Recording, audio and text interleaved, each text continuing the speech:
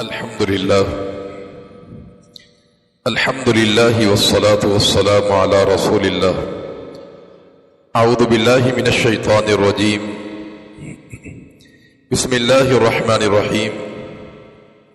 واعلموا أن ما غنمتم من شيء فأن لله خمسه وللرسول ولذي القربى واليتامى والمساكين وابن السبيل.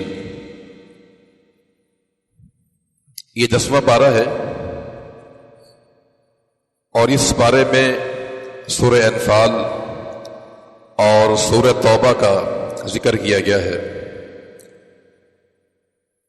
سورۃ الانفال میں اللہ تعالیٰ نے مال غنیمت کے بارے میں یہ بات بیان کی تھی کہ مال غنیمت اللہ اس کے رسول صلی اللہ علیہ وسلم کا ہے، اور 10ویں پارے کے آغاز میں مال غنیمت کی تقسیم کے بارے میں ذکر کیا گیا ہے.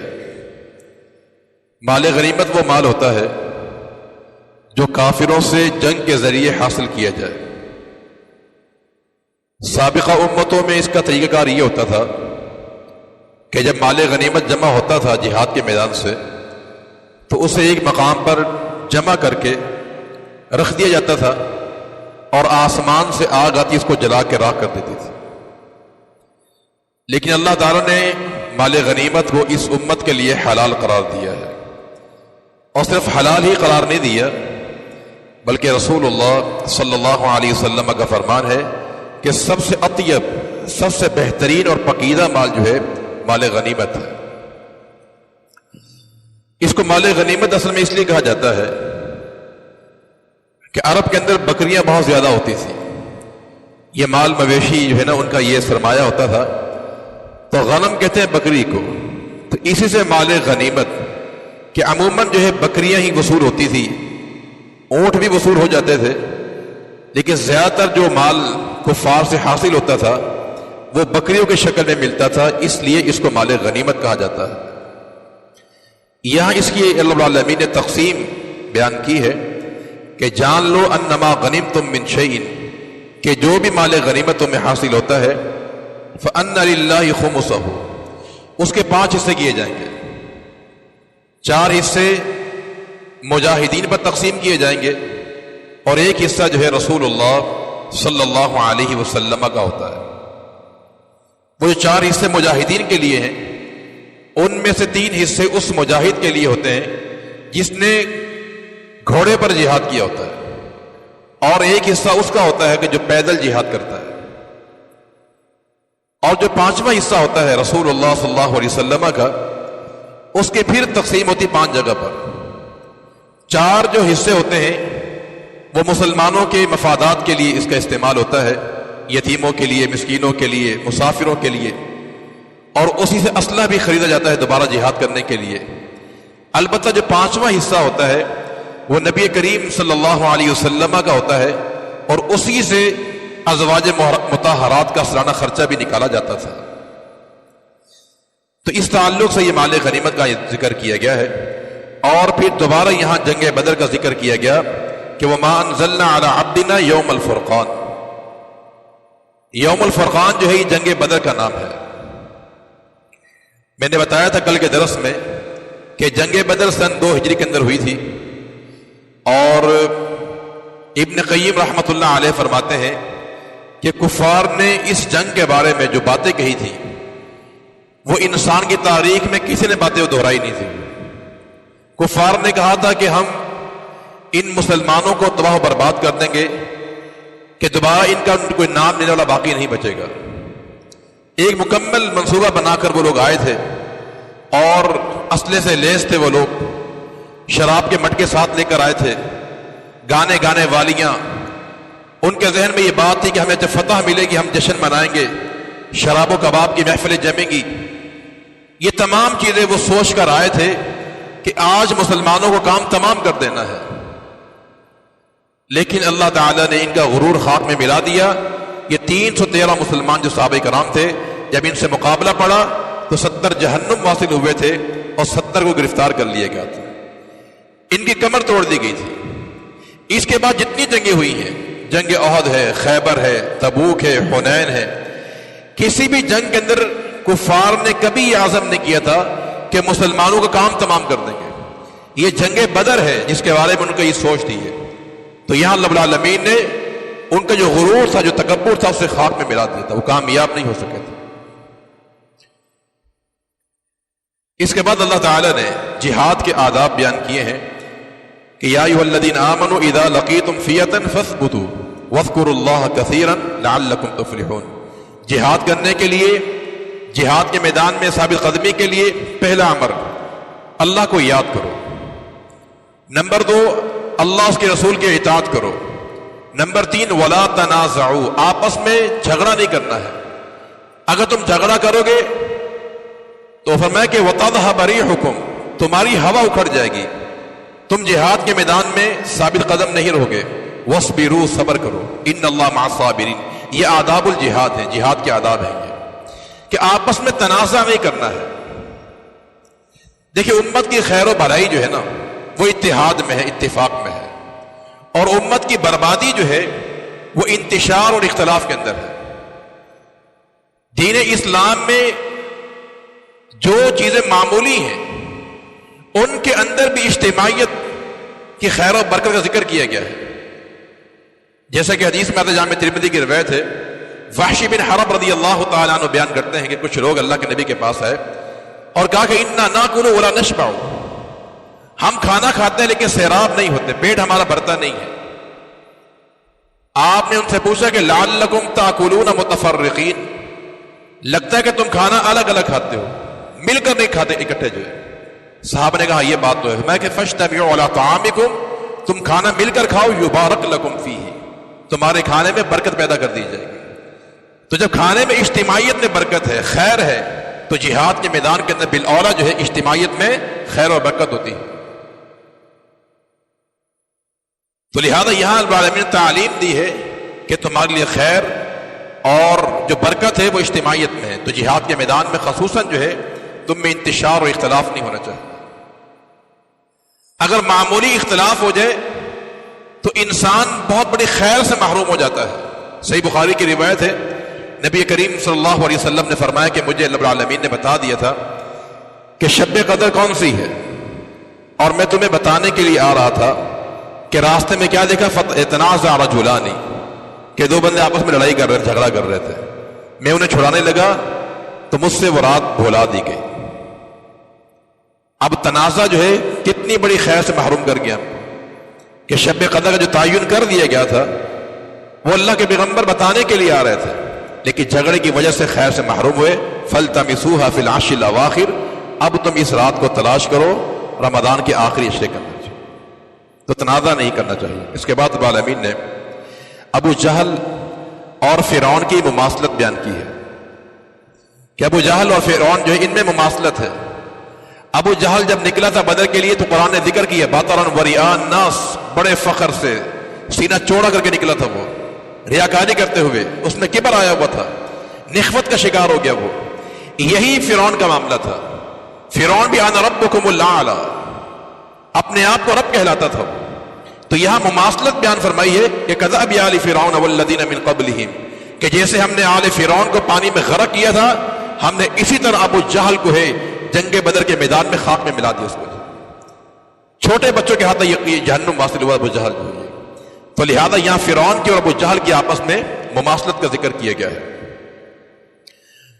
اور یہاں ایک اور تعلیم دی گئی ہے کہ وَأَعِدُّوا لَهُم مَّا اسْتَطَعْتُم مِّن قُوَّةٍ وَمِن رِّبَاطِ الْخَيْلِ تُرْهِبُونَ بِهِ عَدُوَّ اللَّهِ وَعَدُوَّكُمْ. یہاں یہ بتایا جا رہا ہے کہ ہر وقت ہر جہاد کے میدان میں فرشتے نہیں آئیں گے. جنگ بدر میں فرشتے آ گئے تھے لیکن ہر میدان میں فرشتے نہیں آئیں گے. وَأَعِدُّوا لَهُم مَّا اسْتَطَعْتُم مِّن قُوَّةٍ. اب تم نے خود بھی تیاری کرنی ہے، ٹریننگ کرنی ہے، اسلحہ تیار کرنا ہے، اپنے آپ کو تیار رکھنا ہے. ہر میدان میں فرشتے ساتھ نہیں دیں گے آپ کے. جو یہ مسلمانوں کو احکامات دیے جا رہے ہیں. اور یہاں ایک نقطے کی بات یہ ہے، قرآن نے کہا وَأَعِدُّوا لَهُم مَّا اسْتَطَعْتُم مِّن قُوَّةٍ. تمہارے پاس جتنی قوت تم تیار کر لو، گھوڑا ہے، تیر اندازی ہے، تلوار ہے، ویپن ہے. اس دور کے اندر جو ہے تمہارے پاس جتنی طاقت تم تیاری کرو، لیکن جہاد کے میدان میں فتوحات جو ہے یہ رب العالمین کے تعلق کی بنیاد پر انسان کو حاصل ہوتا ہے. یہ جو مادی اشیاء ہے نا، یہ اسلحہ وغیرہ ہے، یہ جتنی قوت تمہارے پاس تم جمع کر لو، لیکن جب دین کی باری آئی تو یا ایھا الذین آمنوا ادخلوا فی السلم کافہ، تمہارا اسلام پورا ہونا چاہیے. اسلحہ پورا ہے یا نہیں ہے، جتنی قوت ہے جمع کر لو، لیکن اسلام تمہارا کم نہیں ہونا چاہیے. تو گویا کہ اسلام میں داخل پورے ہونا ہے، من قوہ نہیں کہ جتنی طاقت ہو، نہیں، اسلام میں ایسا نہیں ہے. اسلام میں سر کے بال سے لے کر پاؤں کے ناخن تک جو ہے پورے اسلام میں داخل ہو جاؤ، لیکن جہاد کے میدان میں جتنی قوت تمہارے پاس تم تیار کر لو. تو اصل ہمارا دین ہے، اصل ہماری قوت کیا ہے؟ وہ ہمارا دین ہے، وہ انسان کا مکمل ہونا چاہیے. اس کے بعد سورۃ توبہ ہے، اس کے 3 نام ہیں.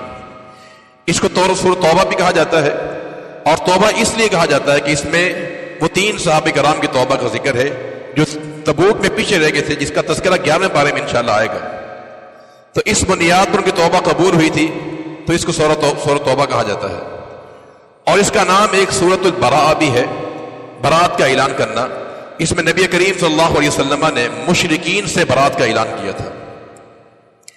اور اس کا نام ایک سورۃ الموضحہ، موضحہ کا معنی رسوا کرنے والی.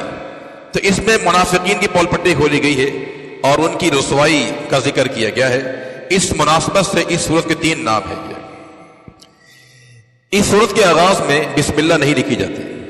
اس کی 2 بڑی وجہیں معلوم ہوتی ہیں. ایک وجہ تو یہ معلوم ہوتی ہے کہ قرآن مجید محفوظ ہے، قیامت تک کے لیے انشاءاللہ محفوظ ہے، کیونکہ اس میں آج تک کوئی بسم اللہ لکھ نہیں سکا ہے، کیونکہ اللہ کے نبی نے اس کو بسم اللہ لکھوائی نہیں تھی اور آج تک لکھی نہیں گئی، اور ہمارا ایمان ہے قیامت تک اس میں لکھی نہیں جائے گی. یہ قرآن کے محفوظ ہونے کی دلیل ہے. ایک وجہ یہ ہے کہ اللہ العالمین نے قرآن کو محفوظ کرنا تھا، اور اس کی علامت یہ ہے کہ سورۃ توبہ کے آغاز میں بسم اللہ نہیں ہے، اس وقت بھی اور آج بھی نہیں، اور قیامت تک نہیں ہوگی. اور اس کی دوسری وجہ یہ ہے کہ سورہ انفال اور سورۃ توبہ یہ آپس میں مربوط ہیں، ان کا تعلق اور ربط ہے آپس میں. وہ ربط یہ ہے کہ اللہ نے سورہ انفال میں جہاد کو حکم دیا کہ جہاد کرو، اور اس سورۃ توبہ میں اللہ نے ذکر کیا کہ جہاد کرنا کن سے ہے. تو یا ایھا النبی جاہد الکفار والمنافقین واغلظ علیہم، آگے آئے گا اس کا ذکر کہ جہاد کرو کفار کے ساتھ اور منافقین کے ساتھ. تو لہذا یہاں جن سے جہاد کرنا ہے ان کا تذکرہ کیا گیا ہے. اس لحاظ سے سورۃ انفال اور سورۃ توبہ میں آپس میں ربط اور تعلق ہے. اس صورت میں رب العالمین نے 3 افراد کا ذکر کیا ہے. مشرکین کا ذکر کیا ہے، منافقین کا ذکر کیا ہے، اور یہود و نصارہ کا ذکر کیا ہے. مشرکین کے بارے میں رب العالمین نے یہ حکم دیا ہے کہ تم مشرکین سے معاہدہ کر لو کہ تمہارے پاس 4 مہینے ہیں، 4 مہینے کے اندر سوچ لو کہ اسلام قبول کرنا ہے یا نہیں. اگر اسلام میں داخل نہیں ہونا ہے پھر تمہیں یہاں سے جانا پڑے گا. فسیحوا فی الارض 4 اشہر، 4 مہینے تم یہاں رہ سکتے ہو، ان سے تم معاہدہ کر لو. 4 مہینے کے بعد اگر اسلام لے آئے تو ٹھیک ہے، ورنہ انہیں یہاں سے نکلنا پڑے گا. اگر جانے کے بعد دوبارہ کوئی مشرک یہاں آنا چاہتا ہے عرب کی سرزمین کے اندر جو ہے، وہ اپنا ویزا لے کر تعلیم کے لیے اس کے اندر آ سکتا ہے. وَإِنْ أَحَدٌ مِّنَ الْمُشْرِكِينَ اسْتَجَارَكَ فَأَجِرْهُ حَتَّى يَسْمَعَ كَلَامَ اللَّهِ. اگر کوئی مشرک جو ہے دوبارہ ہماری مسلم کنٹری میں آنا چاہتا ہے تو پاسپورٹ کے ذریعے، ویزے کے ذریعے آ سکتا ہے، ورنہ ان کو یہاں سے نکال دیا جائے گا. یہ احکامات دیے مشرکین کے لیے اس صورت کے اندر. اور ساتھ یہ بات بھی بیان کی ہے کہ کسی مشرک کی لائق نہیں ہے کہ وہ بیت اللہ کو تعمیر کرے. یہ مشرکین کا کام نہیں. اسلامی ریاست میں مساجد اور اللہ کے گھر جو ہے مسلمان تعمیر کرتے ہیں. اور یہاں ضمن نے یہ بات بھی بیان کر دی، یہ کفار اللہ کے نبی سے کہا کرتے تھے کہ آپ ہمیشہ ہماری برائی بیان کرتے ہیں، کبھی اچھائی بھی بیان کر دیا کریں. ہماری اچھائی یہ ہے کہ ہم نے خانہ کعبہ تعمیر کیا ہے جس میں ایک نماز کا ثواب 1,00,000 کے برابر ملتا ہے. یہ ہماری اچھائی ہے. قرآن نے یہاں رد کیا کہ اجعلتم سقایۃ الحاج وعمارۃ المسجد الحرام کمن آمن باللہ والیوم الآخر وجاہد فی سبیل اللہ لا یستوون عند اللہ. حاجیوں کو پانی پلانا، بیت اللہ کی تعمیر کرنا، فرمایا کہ یہ اور جو ایمان لے کر آتے ہیں جہاد کرتے دونوں برابر نہیں ہو سکتے. تمہارے پاس ایمان نہیں ہے، ایمان کے بغیر کوئی عمل قابل قبول نہیں ہوتا ہے. خواہ انسان خانہ کعبہ کو تعمیر کرے یا وہ حاجیوں کو پانی پلائے، حاجیوں کو ستو پلائے، اگر تمہارے پاس توحید نہیں ہے، عقیدہ نہیں ہے، تو تمہارا یہ عمل کسی کام کا نہیں ہے۔ کامیابی کے لیے اول شرط جو ہے، فلاح پانے کے لیے قد افلح المؤمنون، مومن ہونا شرط ہے۔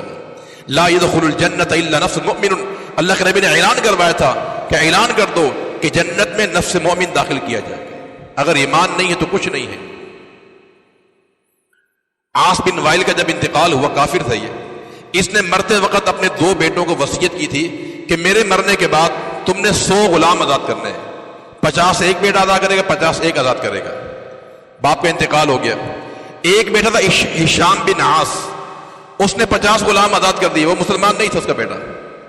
اور ایک صحابی تھا عمر بن عاص رضی اللہ تعالی، یہ اللہ کے نبی کے پاس آئے اور کہا کہ میرے باپ نے مرتے وقت یہ وصیت کی تھی کہ 50 غلام آزاد کرنے ہیں، میرے بھائی نے تو آزاد کر دیے ہیں، میں نے بھی آزاد نہیں کیے، کروں یا نہ کروں؟ آپ نے جواب دیا، لو کان اباک اقر بالتوحید، اگر تیرا باپ توحید پرست ہوتا، موحد ہوتا، اور تو صدقہ کرتا، اس کی طرف سے اس کو فائدہ پہنچتا اس کو، لیکن تیرا باپ موحد نہیں تھا، لہذا تمہارا خرچہ صدقہ جو ہے اس کا کام آنے والا نہیں ہے۔ تو اصل چیز ہے وہ ایمان ہے، ایمان کے بغیر کوئی عمل قابل قبول نہیں ہوتا۔ اس کے بعد اللہ تعالی نے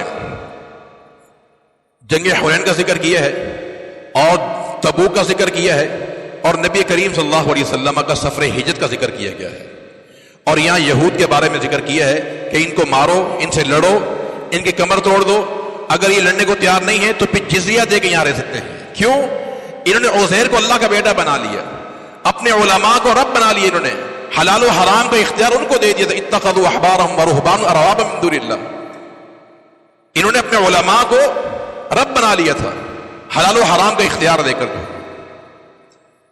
اور یہ بھی فرمایا کہ بہت سے ایسے علماء ہیں، درویش ہیں، جو لوگوں کا مال کھاتے ہیں باطل طریقے سے، جو غلط فتوے بیان کر کے، رشوت لے کر مسائل بیان کرتے ہیں اور لوگوں کے مالوں کو ہڑپ کرتے ہیں۔ اور اس کے ساتھ ساتھ اللہ کے پیغمبر کے سفر ہجرت کا ذکر کیا گیا ہے کہ نبی کریم صلی اللہ علیہ وسلم نے مسلمانوں سے کہا تھا کہ جس کے لیے مکہ میں رہنا مشکل ہے وہ یہاں سے چلا جائے، مدینہ منورہ چلا جائے۔ وہ صحابہ کرام چلے گئے تھے، خود اللہ کے پیغمبر تشریف فرما رہے مکہ المکرمہ میں، اللہ تعالیٰ کے حکم کا انتظار کرتے رہے۔ اللہ رب العالمین نے بالآخر حکم دیا تو نبی کریم صلی اللہ علیہ وسلم نے اپنے سفر کی رفاقت کے لیے کس کا انتخاب کیا؟ سیدنا ابوبکر صدیق رضی اللہ تعالیٰ، ان کا انتخاب کیا۔ بڑا اعلیٰ انتخاب ہے میرے بھائی۔ ابن قیم کا قول ہے رحمہ اللہ کا کہ صدیق کا کوئی ایسا عمل نہیں تھا جو اللہ کے نبی کی سنت کے خلاف ہوتا ہو۔ یہ پورا صحابی جو ہے سنت کا مجسمہ تھا۔ تو رفیق سفر کے لیے نبی کریم صلی اللہ علیہ وسلم نے، بلکہ میرا ایمان یہ ہے کہ اللہ نے انتخاب کیا صدیق کا جو ہے سفر کے لیے، اور سفر شروع ہو گیا سفر ہجرت کے لیے۔ غار ثور میں اللہ کے پیغمبر پہنچے، صدیق نے پورا غار صاف کیا اور کندھے پہ اٹھا کے اللہ کے نبی کو پہاڑی پر لے کر گئے تھے۔ غار ثور اونچے مقام پر ہے، اندر اتارا گیا نبی کریم صلی اللہ علیہ وسلم، کیا اس کی شان ہوگی اس کی۔ اور قرآن نے یہاں ذکر کیا ہے کہ تم کسی اور کا صحابی مانو یا نہ مانو، صدیق کی صحابی ہونے کا قرآن نے ذکر کیا ہے۔ فرمایا کہ لا اذ یقول لصاحبہ لا تحزن ان اللہ معنا، جب آپ اپنے ساتھی سے کہہ رہے تھے لصاحبہ، صدیق کے صحابی ہونے کا ذکر قرآن نے کیا ہے، ان اللہ معنا، اللہ ہمارے ساتھ ہے۔ اور یہاں یہ نقطہ بھی یاد ہے کہ لا تحزن، فرمایا ابوبکر لا تحزن، غمگین نہ ہو۔ ایک ہوتا ہے حزن، ایک ہوتا ہے خوف، دونوں میں فرق ہے۔ حزن کا معنی ہوتا ہے کسی اور کا غم کرنا، اور خوف کا مطلب اپنے آپ میں غم ہونا۔ تو لا تحزن، صدیق تو غمگین نہ ہو، تیرا غم میرا غم ہے۔ اور خوف ہوتا ہے اپنے غم کو کہتے ہیں، اور حزن کہتے ہیں کسی اور کے خوف کو۔ جو تو لا تحزن ان اللہ معنا، پریشان نہ ہو، اللہ ہمارے ساتھ ہے۔ اس کے بعد پھر منافقین کے جرائم کا ذکر کیا گیا ہے کہ وہ اللہ اس کے رسول کا انکار کرتے ہیں، نماز سستی سے ادا کرتے ہیں، بخل اور کنجوسی کرتے ہیں، اور صحابہ کرام کا مذاق اڑاتے ہیں۔ صحابہ کرام اسلام کے شاعر میں سے ہیں، شاعر اسلام میں سے ہیں، اور یہاں ان کا ذکر کیا گیا ہے کہ کچھ منافقین نے صحابہ کرام کے بارے میں نکتہ چینی کی تھی، حرزہ سرائی کی تھی تبوک سے واپس آتے ہوئے۔ کہا کہ یہ بڑے بڑے پیٹ والے باتونی صحابہ کرام کے بارے میں باتیں بول رہے ہیں، یہ بڑے باتیں کرتے ہیں، بڑے پیٹ والے ہیں۔ نبی کریم صلی اللہ علیہ وسلم کو وحی کے ذریعے بتا دیا گیا تو اللہ رب العالمین نے یہ قرآن اتار دیا تھا کہ وَلَئِن سَأَلْتُمْ لَيَقُولُنَّ إِنَّمَا كُنَّا نَخُوضُ وَنَلْعَبُ. آپ ان سے پوچھے کہ تم ایسے کیوں کہتے ہو، ان کا یہی جواب ہوگا کہ ہم تو اسے مذاق کر رہے تھے. ہم نے سنجیدہ ہو کر نہیں کہا یہ بات، بطور مذاق کے تفریحاً یہ بات کہی ہے. تو میں ان کو کہہ دیجئے کہ لا تعتذروا قد کفرتم بعد ایمانکم، تم ایمان لا کر بھی کافر ہو چکے ہو. تو جو انسان شاعر اسلام کا مذاق اڑاتا ہے، سنجیدہ ہو یا غیر سنجیدہ ہو، دونوں صورتوں میں انسان اسلام سے خارج ہو جاتا ہے. تو صحابہ کرام پہ نکتہ چینی کرنا، ہردہ سرائی کرنے والا انسان جو ہے وہ اسلام سے نکل جاتا ہے. اور مزید منافقین کی علامتیں بیان گئی کہ برائی کا حکم دیتے ہیں، اچھائی سے منع کرتے ہیں، اور جہاد کے میدان سے وہ پیچھے رہتے ہیں. اور پھر آخر میں منافقین کا ذکر فرمایا کہ دیکھو یہ منافقین ساری کرتوتیں تمہارے سامنے ہیں، تو لہذا وَلَا تُصَلِّ عَلَىٰ أَحَدٍ مِّنْهُمْ مَاتَ أَبَدًا وَلَا تَقُمْ عَلَىٰ قَبْرِهِ. آپ نے آج کے بعد کسی منافق کا جنازہ ادا نہیں کرنا ہے اور نہ قبر پہ جانا آپ نے.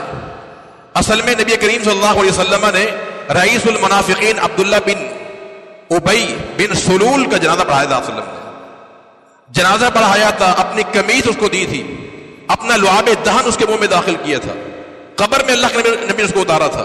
یہ سارے معاملات اللہ کے نبی نے فرمائے تھے. یہ اس وقت تک تھے جب تک آپ کو منع نہیں کیا گیا تھا. اور اس کے بیٹے کی دلجوئی کے لیے، بیٹا مسلمان تھا ان کا جو ہے، پھر قرآن آیا کہ وَلَا تُصَلِّ عَلَىٰ أَحَدٍ مِّنْهُمْ مَاتَ. جو ہو چکا ہو چکا، آئندہ آپ نے ایسا نہیں کرنا ہے. کوئی بھی منافق مر جائے گا، نہ اس کا جنازہ ہے، اور وَلَا تَقُمْ عَلَىٰ قَبْرِهِ، نہ آپ نے اس کی قبر پہ کھڑا ہونا ہے. اور پھر آخر میں العالمین نے ذکر کیا ان لوگوں کا جو جہاد سے پیچھے رہ گئے تھے اور ان کا کوئی شرعی عذر نہیں تھا، سب کچھ موجود تھا، لیکن بغیر کسی شرعی عذر کے پیچھے رہ گئے تھے. وہ اس میں کچھ منافقین بھی تھے اور کچھ صحابہ کرام بھی تھے. اس کا انشاءاللہ 11ویں پارے میں آئے گا. اللہ تعالیٰ ہمیں قرآن کو سمجھ کر عمل کرنے کی توفیق عطا فرما دے. وہ آخر دعوانا الحمدللہ رب العالمین.